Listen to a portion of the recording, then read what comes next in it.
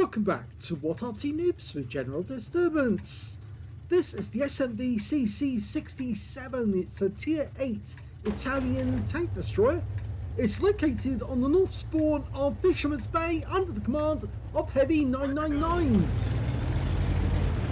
Well, you've got a choice of two guns. If you've got the SMV CC-67, you've either got a 105mm, which is a stock gun, or you've got the 120, and he's got the 120, so he's got the top gun.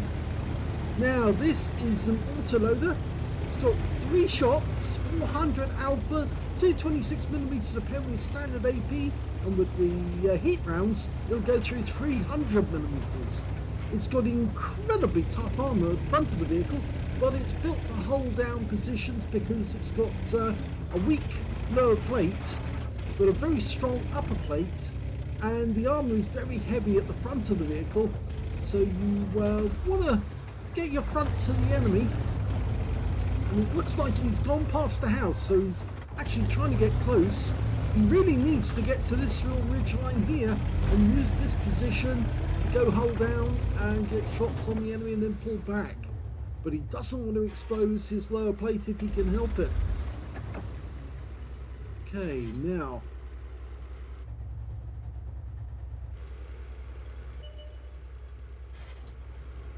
there is a 122 TM up there, and the T-34-3's come down.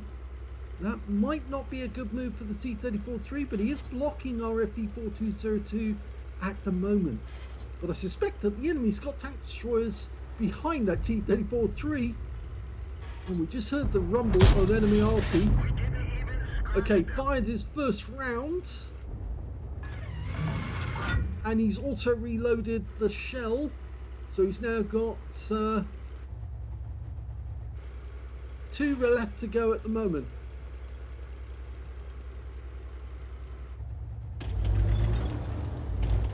Looking over towards the centre line.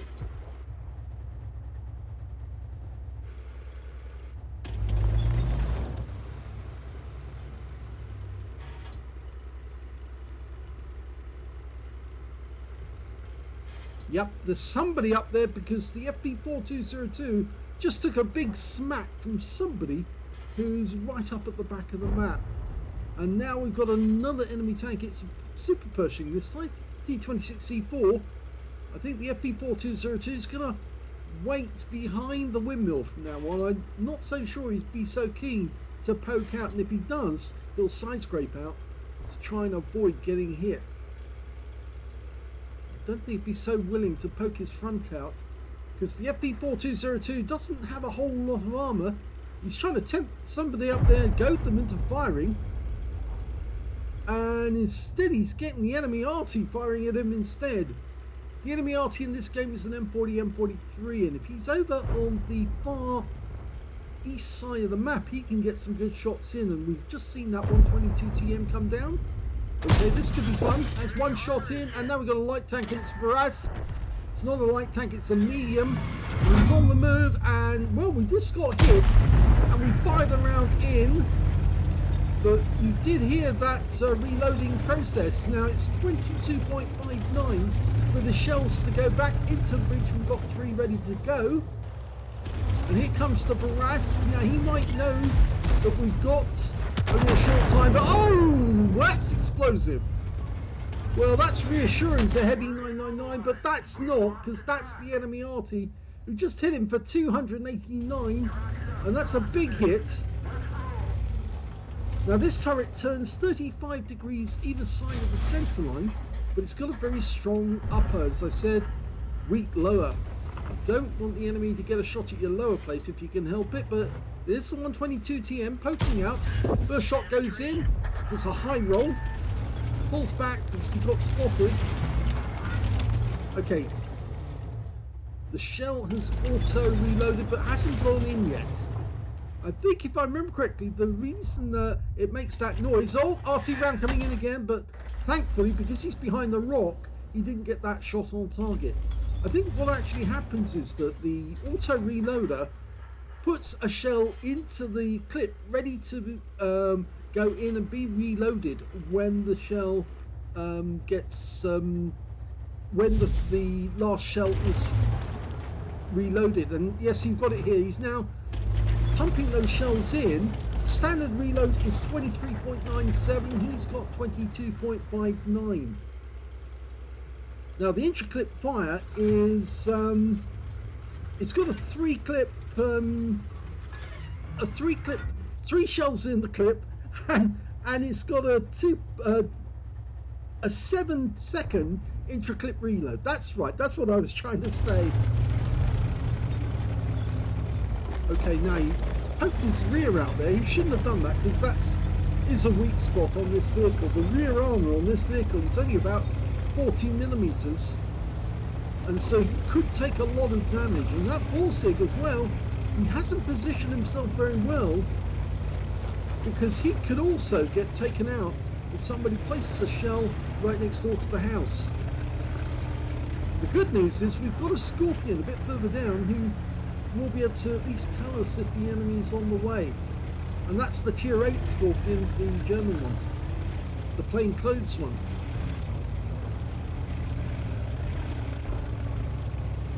Okay, we've repositioned ourselves. The enemy seems to be doing rather well in the town. They've managed to destroy all the tanks that went into the town, and we're down by 3 at the moment. But we do seem to have some very good positions, and the Arty just fired around at our TS5. Did get some damage, but not a lot. And heavy999 says he's tired of losing. Well, he shouldn't be losing if he's using a SMV CC-67. It's not like it's a wonder tank or anything, but it means that obviously he's not getting very good teams to go with him.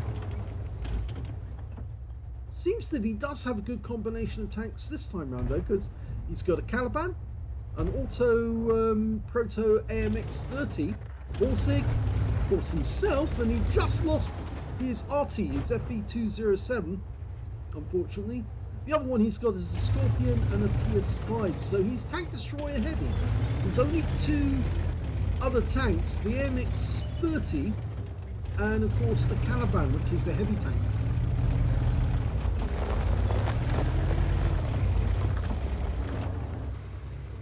Now the big worry is that the enemy will come down the west side. Although we've got the Scorpion and the Borsig there, they are damaged. In fact, it looks to me like the T-34-3 is poking out to see who's there. They know they're being spotted. And now we've got an IS-22 coming up from the east side of the map and the north end of the map as well. But he's behind the houses at the moment. There's nothing we can do. We've just lost the Borsig to that T-34-3. Remember, I did say earlier he was poking too far out, and therefore if anybody put a shell directly next to the house, it was bound to go through. Okay, this time round we've got the Scorpion. He takes one round through the tracks into the vehicle. Can he get another one? No, because the house blocks the shot. Okay, 2 more shells to go.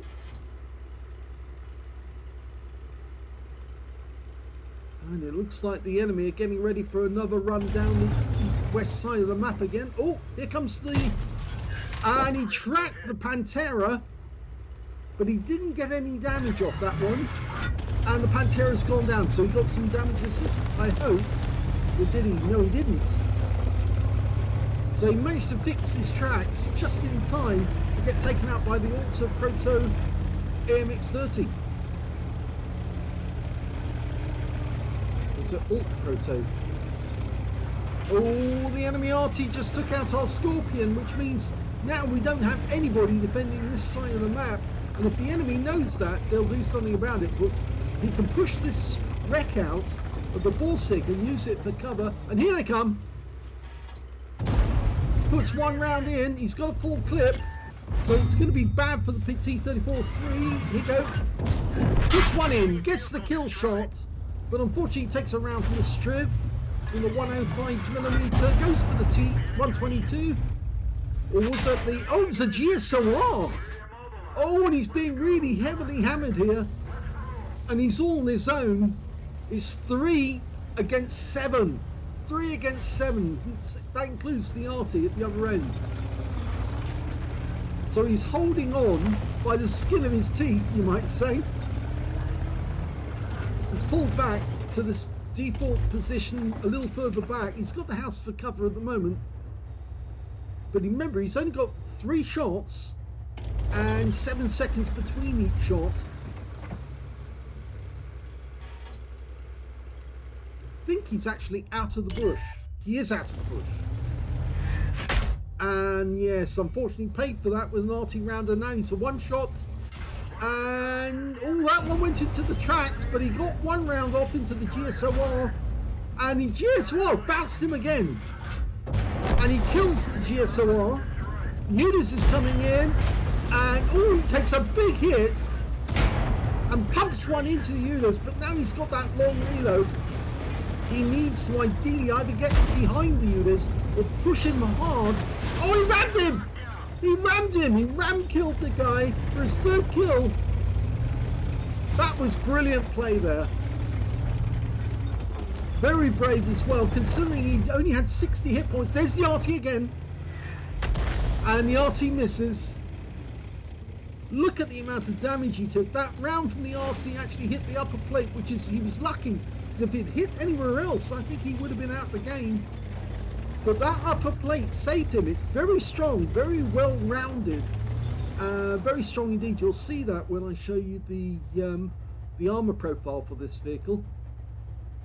60 hit points he's got left, and that was after the shot by the Arty stripped him down, and he managed to survive both the GSOR and the strip. Okay, so now it's just the 2 of them. 3 enemy, 2 tanks, 2 tank destroyers, and 1 Arty. And the Arty's at the other end, but he doesn't know where we are. He knows where the TS5 is. TS5 is just in front of the cap area, and now we've got the strip coming in after us. Remember, the last time it was the Udas, now we've got the strip. Okay, so can we survive the strip? The problem is he's got a 105mm gun as well, and we really don't want to take any hits. TS5 says he's moving to help on the flank. He's ignoring the Scorpion G for the moment, but he obviously is vulnerable to the Arty. Now, I don't think the Arty knows precisely where we are, but there's the Arty round coming in. He's firing at our previous positions, because obviously that's the only position the Strib knows where we are. So he doesn't know where heavy999 is. Oh, he does get a hit! Can he get another shot in to kill the Strib? Well, the shield's in the breach, but unfortunately it's too late. The Strib's pulled back down again. TS5 is still coming in to help. Now, if we can corner this guy... Oh, the TS5 got the kill! And now that means it's 2 versus 2, including the Arty. But of course, we don't know where the Scorpion is. And there's the Arty round coming in. Oh, just behind us. We didn't lose any hit points, but that shell came in very close. So he did know where we were moving, but he just didn't know precisely where we were at that moment. And because that's an M40, M43, it takes him a while to reload. It'll be about 30 seconds before he'll have another shell ready. So he's about halfway through his reload now, and we're just waiting to see where the Scorpion G on the enemy team is. And if anything, he should be firing at the TS5, and he's not. We know he was last seen over on the east side of the map because he was spotted over there. But I think he's kind of lost heart in this game. And because they don't know where our guys are, the Scorpion G may have just decided to fall back to his own cap area, and now we're in the last minute, so he can't cap out. He hasn't got enough time, and he's facing 2 pretty tough tank destroyers. I think the Scorpion G has given up on the game. So if anything, heavy999's team have had this game saved for them by the TS5 and by heavy999's SMV CC-67, and some extremely brave play by heavy999. 25 seconds to go. No sign of the Arty either. In fact, I doubt that the Arty will make his way up here. It's just too late. There's nothing he can do. All he could do really is defend his own cap.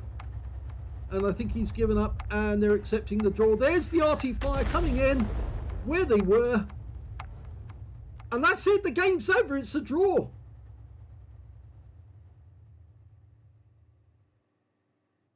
Well, that was an extremely brave game for heavy999 in the SMV CC-67. In fact, it was his first ace tanker in this vehicle. After a string of losses, he finally got a draw rather than a loss, but he had to fight for it all the way. He got a fire effect for doing more damage than the hit points of his own vehicle. He got a shell proof for blocking more damage than the hit points of his own vehicle. And he got a bruiser medal for getting at least 5 critical hits. He got 5 exactly.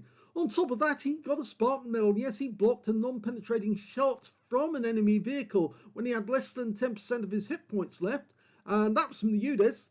He also got the high caliber for dealing the most damage in the game, a steel wall for blocking the most damage in that game, and a tank sniper as well for getting the most damage at a distance of 300 meters or more. And his win rate from that one was 8,879, which is Super Unicum standard and a lot more. Let's have a look at the team scores and see where he was. Well, definitely got the highest damage in the game, 4,963, and the nearest to him was the enemy Scorpion, the one who survived. He got 3,908, but he didn't fancy taking on an SMV CC-67 and a TS5 guarding their cap area. He would have been taken out very, very quickly by the autoloader. When it came to the third highest damage in the game, that went to the IS-22, who got 3,261, but he didn't survive either. And of course, we can see that the TS5, he managed to get 1,486, so he didn't get a whole lot of damage, but he did help a great deal to protect the cap. He did that because he got 4 kills in the game. He got the most kills. The second highest number of kills turned out to be heavy999 and also the Alt Proto AMX30. And when it came to base XP, it was heavy999. He got 909 out of that game. He shouldn't have survived it, really. He should have been wiped out several times. But yeah, he still managed to survive by bouncing rounds that came off that GSOR. The second highest base XP in that game turned out to be the Scorpion with 586. And the third highest in the end turned out to be the AP AMX30 with 576. He fired 13 rounds. Every round hit the target, but only 11 of them actually penetrated. 4,963 hit points of damage, of which 1,591 were more than 300 meters. Those were the shots he was firing way down range at the enemy tanks that would just come around the windmill. He actually received 15 hits from the enemy in that game. That's a lot. 2 of them penetrated, 12 non-penetrations. A lot of that rounds just bounced off the armor because it's very, very strong. 5 hits by way of splash damage, 3,560 hit points of damage blocked by armor. He spotted 1 enemy vehicle, damaged 8 of the enemy, killed 3 of them, and did 1,008 hit points of damage assist. He earned 63,159 credits from the battle, 5,184 for courageous resistance. That's for getting an epic or battle hero medal in a losing or drawn game. This was a drawn game, and he got plenty of battle hero medals in this one. 68,343 credits altogether, and after repair, ammunition, resupply and consumables on a premium account, he earned 32,575 credits profit. 1,363 XP, 784 for courageous resistance, took away 2,148 experience points altogether. So yes, a very resilient tank destroyer. Let's have a quick look at the armor profile for this thing. And I think you can see straight away that it's incredibly tough around this turret area, and the upper plate is very well angled. So let's have a look at the armor profile. Well, 260mm on the front of the turret, but it's with the angling it goes up to about 280. As you see, as you move further up towards the top, the effective armor gets higher because of the angling changes. And around the mantlet, it's very strong. 260mm becoming 280 to 95. Yes, it's very, very strong indeed. The upper plate is rounded here. You can see that right from the side. Very well rounded there. But if you look at the best part, it's 260mm coming out as 260, but as you move further up the plate, the impacted armor drops, but the effective armor only drops a little. So again, it's still very strong, and that's where the artillery round came in, and there was no way it would get through that because it's just too thick. But down below, just here, it's very weak. It's only 120mm coming out at about 180 because of the angling. So you can see if you've got the live version, let's have a look at that, you can see there's your weak spot, the lower plate. You don't want to expose the lower plate at any time, but you can see anywhere else is reasonably good. But don't let the enemy get above you as well, because if they can shoot down on you from above, they'll also get through your armor because it's fairly weak on the upper part of the upper plate. Let's go back to the collision model. You can see that the armor around the side of the turret, where it actually moves, because it's actually at an angle, the turret, you can see that that part of the armor is actually quite thick, 155mm, but it drops to 60 towards the rear. So again, you don't really want to turn your turret. If I show the turret turning, and if I can get the turret to come around, there you go, and then turn the vehicle around, you can see you actually expose your weak area at the rear. So if somebody is actually turning their turret, you know that you've got a weak spot you can hit right there, or even on here. If the thing is actually looking towards you, even if they are hull down, that weak spot will give you a quick kill if you can get it into the bustle. And I'm pretty sure that's where the mechanics of the autoloader system is located. So again, you don't really want to let the enemy get a shot at that particular segment. Be careful where you aim your turret. You can see around here at the sides, 60mm coming up to about 71. It's slightly rounded there. You can see it's slightly angled. On top, for Arty players, 30mm thick, so 33. You can easily pen that, and you can pen the front as well, 14mm, but it's a little more difficult because as it gets closer to the front of the turret, it gets higher and higher and higher. I think if you can see that here, the armor 50mm at the front here, coming out of effective about 60. So ideally you don't want to hit the front of the tank if you can get it. Ideally put it at the rear of the vehicle. It's a lot easier to pen on the engine deck.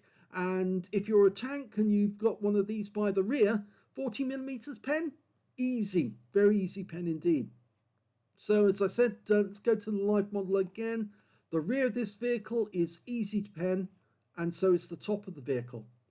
Now there is something I would point out as well from the live model, and you can probably see it straight away. There is no cupola.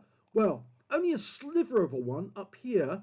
It's only 140mm thick, but it's very, very tiny indeed. So chances are, if you aim for the roof of this vehicle, you're not going to get through. And I can see that here as well, because it angles down the front of this roof. Your shells are not going to go in through these viewports either. So it's saying ricochet angle. So if the shell hits that, it's just going to bounce off, even though it's only 50mm impacted armor with effective armor 102. Technically speaking, I suppose you should say that it would be an auto ricochet, or that it might overmatch the armor. But it would be very difficult to get it into that little slot there, especially when if you're hull down, you're going to be looking at it from this angle, and there's virtually nothing to work with, virtually nothing.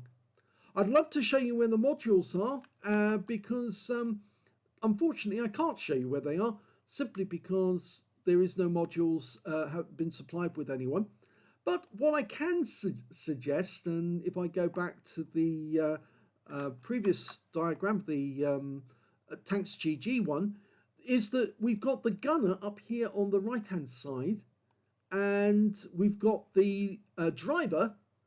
No, sorry, this is the driver. I beg your pardon. The driver's up in the turret, and the gunner is on the left hand side of the turret with the tank commander at the rear. This is the tank commander's hatch, and the reason I know that is because you've got this big all-round viewport and all-round ports here for the tank commander to see where he's going. The gunner only needs to see to the front, and the driver just needs to see where he's actually turning the vehicle into. So this has to be the tank commander, that has to be the gunner, that has to be the driver.